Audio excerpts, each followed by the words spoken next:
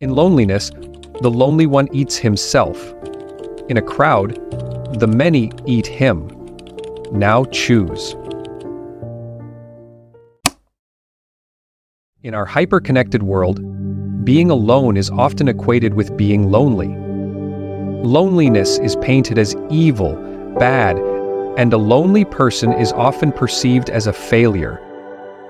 Social media amplifies this feeling, showing us a constant stream of people seemingly living their best lives surrounded by friends, family, or partners, with no thoughts of worry nor self-reflection. But here's the truth.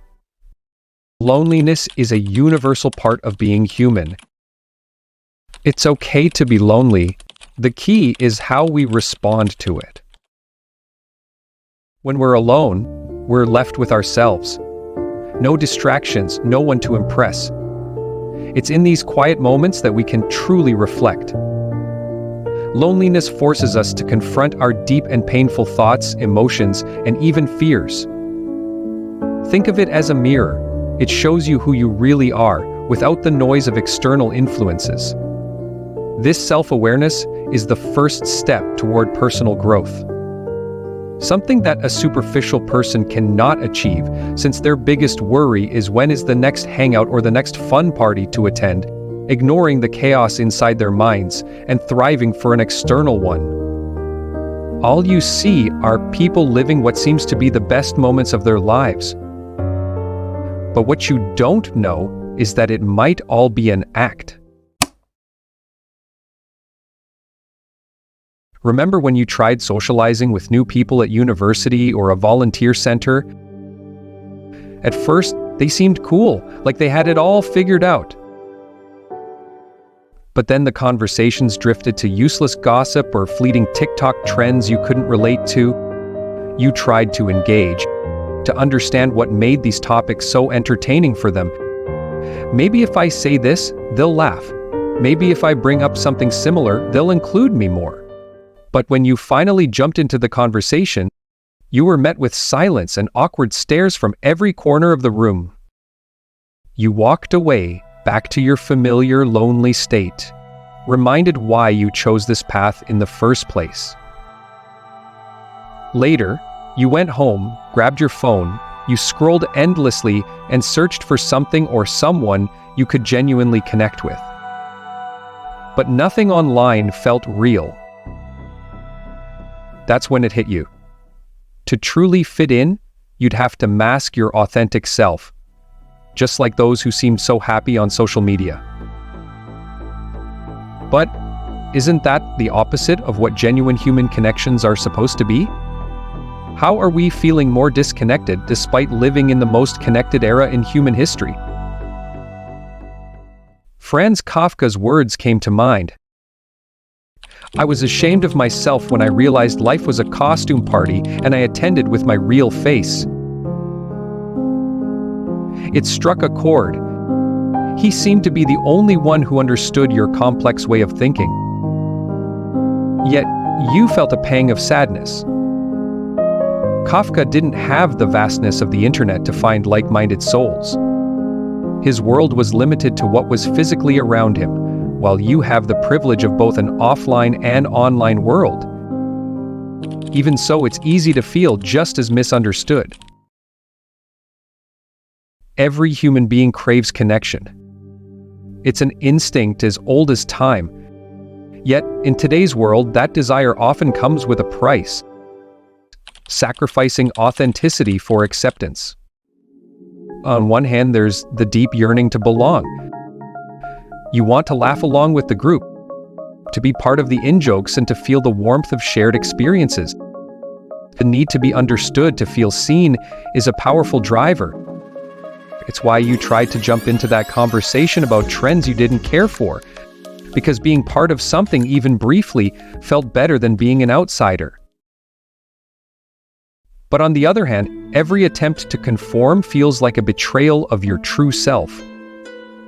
You find yourself adopting opinions you don't fully agree with, laughing at jokes you don't find funny, or nodding along to ideas you don't truly understand.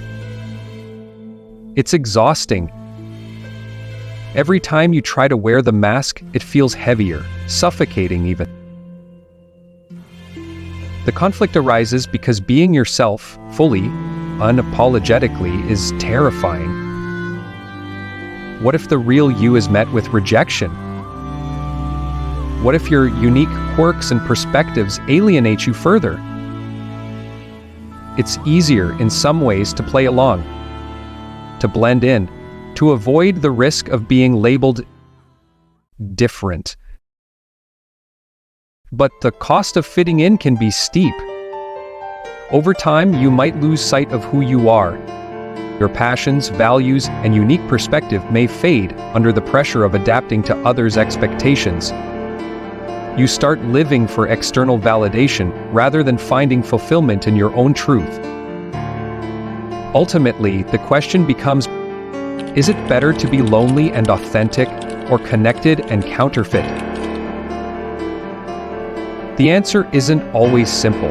It may shift with time, as you find the courage to be yourself in a world that often rewards conformity. But the beauty of staying true to yourself is that the connections you do form, though fewer, will be genuine. They'll be with people who accept and celebrate the real you, rather than the mask you wear. This tug of war between belonging and individuality isn't unique to you. It's a universal struggle, one that great thinkers, artists, and creators have wrestled with for centuries. Franz Kafka's metaphor of life as a costume party is a vivid expression of this dilemma. He wasn't alone in his feelings of alienation, but he chose to embrace his true self, even if it meant standing apart. Choosing authenticity over fitting in might feel isolating at first, but it's also empowering. You realize that being different isn't a weakness. It's a strength. It sets you apart in a sea of sameness and gives you the freedom to live a life that's truly yours.